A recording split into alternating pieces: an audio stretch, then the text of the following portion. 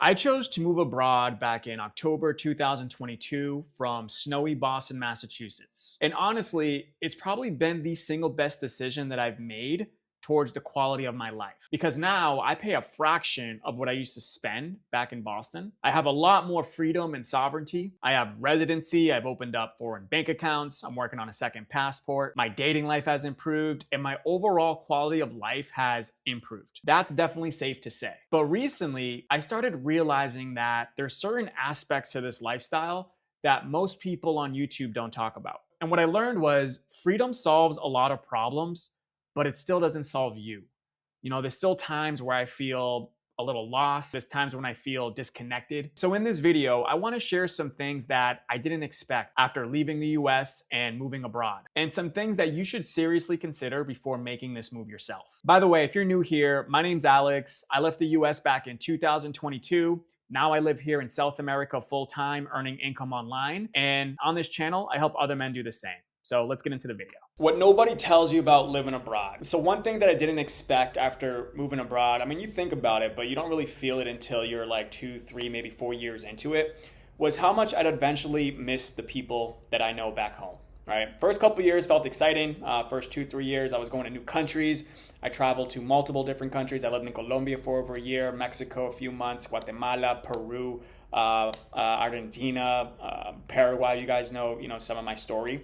Tons of new experiences, tons of new people that I've met, felt tons of freedom. I've been around, I've been in pretty much spring to summer-like weather all year round. It's been perfect for me. Much lower cost of living, able to pay off all kinds of debts and saving. But now that I'm about 4 years into living abroad, I'm starting to notice the feeling of missing people back home a little more. One example is with my parents. Now, my dad, for example, my dad had cancer a few years ago, and thankfully he was able to beat it. But he went through some brutal chemotherapy, and the chemo aged him pretty fast. Like within a few months, he literally aged somewhere between 5 to 10 years. You can see it on his face. You can see it in the way he carried himself, his body. He even told me one day, he's like, he feels like he's a little damaged from it. Like it's damaged him in a way. And that kind of hurt me a little bit because my dad was a good dad, right? My dad was the type of dad who would show up to all my baseball games. He'd show up to the football games, to even some wrestling meets, which were tough to get to.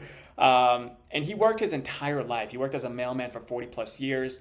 Sacrificed a lot to support for my brother and I and our family of 4. And now there are moments where he needs help when it comes to doing physical activities around the house. He needs help with shoveling whenever there's snow in Boston, during the winter time. And I'm out here in South America where I can't go there at least once a week like I used to help out around the house or help out with things like shoveling. Luckily, my brother's there to do a lot of that, but sometimes I feel like I'm putting a little more responsibility onto my brother to take care of that. So these are things that come to mind. And the realization is that when you're in your 20s, right, you subconsciously think that your parents are going to live forever. They're going to look the same forever. They're going to act the same. You think that they're going to be around forever. Time doesn't really feel real yet, right? But once you hit your 30s, and now me going into my later 30s, you start noticing your parents acting, my dad, for instance, walking a little slower. You notice your parents getting physically weaker and aging. And you start thinking that, one day you're probably going to get that phone call, right? Maybe your parents are sick, or maybe something serious happened, or maybe,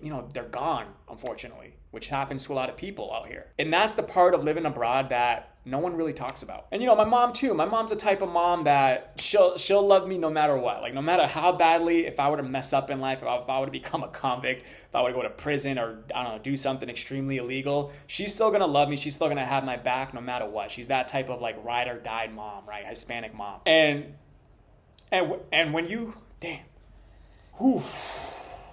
and when you have parents who genuinely care for you and love you like that, you don't fully realize how much emotional support that actually gives you until you leave. I'll use my brother as another example. My brother is 3 years older than I am. He just bought a beautiful new house with his wife back home. He was showing me pictures, and has a beautiful kitchen. It's a beautiful place. It's a good neighborhood. They're super excited about it. And, he can't wait for me to come visit and stay over. And I'm super excited for him, But it also made me realize that, I'm missing major milestones. I'm missing birthdays. I'm missing family get-togethers. When I'm not there, my mom calls me and passes the phone around to, aunts and uncles or whoever's in the room. I'm missing big life milestones as they happen.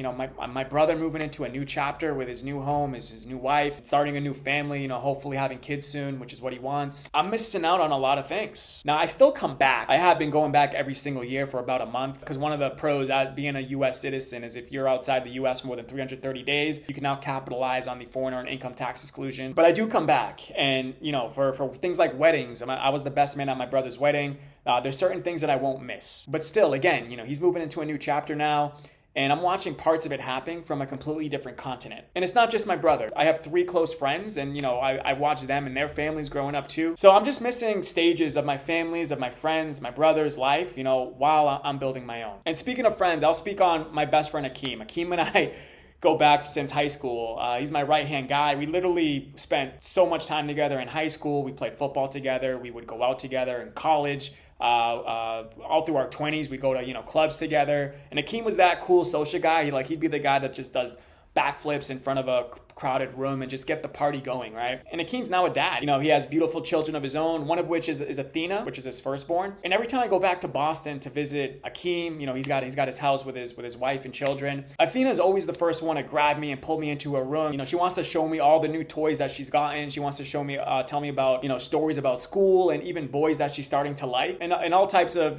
random thoughts she wants to talk about. She's pretty extroverted. And I love having those conversations with my niece. Back when I was in Boston, I would visit my parents and I'd visit Akeem and my nieces pretty much every single week, usually on a Sunday. So when I'm gone for so long and I only come back for a month, you can imagine, there's a lot that to talk about. And, she still opens up to me in that innocent way kids do when they really trust you. And I don't take that lightly. And what hit me recently is that, I'm going to miss her grow up too. And she's not my only niece. I have nephews as well. But I'm missing being Uncle A-Rod. I'm missing them evolve and slowly grow up into, young adults. And I'm missing sporting events. I have another buddy who has a son who's a really good athlete, and I would go to his football games. I would go to his some of his wrestling meets even. I miss being around my friend and watching his kid excel in sports together, So these are just some realizations that, I've always, I guess, intellectually known, but now it's coming more to the surface for whatever reason. And look, I don't want this video to get too long or too drawn out or too personal, but, I know some of you watching this have even deeper relationships with your parents or your siblings or your nieces and nephews or your close friends. And I think it's important to at least consider and understand, the trade-offs that you'll be experiencing if you were to move abroad.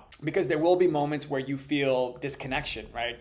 There's still moments where I feel disconnected sometimes. I still feel lost sometimes. I'm obviously missing the people back home, as I've been describing in this video. I'm still working out on flaws that I have that I didn't resolve, back home, that, no amount of freedom or sovereignty can solve for me. And obviously, while I'm building a life abroad, life's still moving on without me. I understand that I'm missing out on certain moments that I'll never get back. And for whatever reason, it's starting to hit me now, right around year 4 than it did in the beginning. And look, that doesn't mean that I regret making this decision. This was the single best decision toward the quality of my life, which I don't regret. I see myself living in South America for the rest of my life and beyond. Who knows what can happen, right? Anything can change. But I still love living in South America. I still love traveling. I still plan on living out here full-time abroad. I just think that it's important to talk honestly about the trade-offs that you'll experience and both sides to this life. And by the way, this entire video came from an email that I wrote recently. Again, I was just feeling a little disconnected. I wanted to understand why that was. I'm someone who's very introspective. I'm more of a deep thinker. I like to journal. I like to write. I like to think. I like to meditate, right? So whenever I have insights like that, sometimes I'll just write. And this is one that I thought would be good to share. So I wrote an email. I sent it out to my entire list. I've got some feedback back from it. I thought maybe I should make a video about it. Because I don't only want to talk about the good and, the highlight reels. I want to be real. I want to talk about the honest side of what it means to build a life abroad, away from home. So if you guys want deeper thoughts like this one in written format, stuff that I don't really share on YouTube, more raw, more unfiltered side of living abroad, then you guys can join my email list, my newsletter. You can find it by going to alextrodriguez.com. Or if you just want to watch similar videos to this one, then check out the one I did that went a little deeper into why I actually left the US in the first place and decided to move abroad. You can find it right over here, and I'll see you there.